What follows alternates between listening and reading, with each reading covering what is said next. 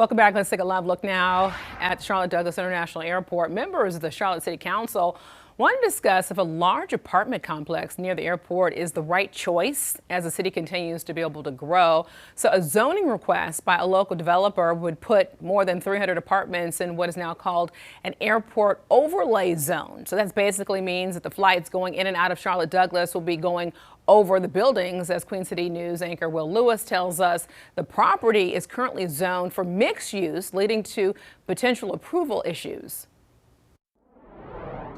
Councilwoman Lawana Mayfield knows that if the zoning changes approved and apartments are built, they will be in the flight path of planes, also known as the airport overlay zone, once the newest runway is constructed at Charlotte Douglas International Airport.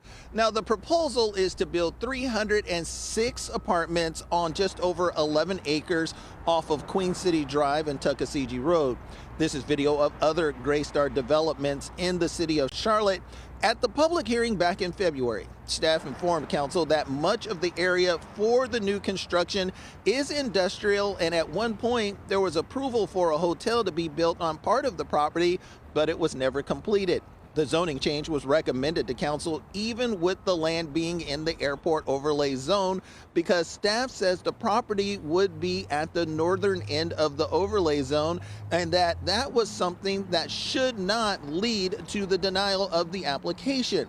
Councilwoman Mayfield said council should look at issues of noise and air pollution in the area as part of the process. As an apartment renter, when I go in and apply for that apartment, depending on what time of day that I go, it might not be at the height of when the planes are going by, but they're not going to disclose to me that, oh, by the way, this apartment complex is built in the airport overlay, so there's a good chance.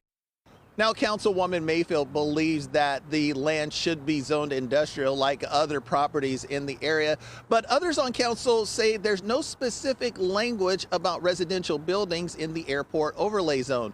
They'll take up the issue at a workshop at 5:30 tonight. In Charlotte, Will Lewis, Queen City News.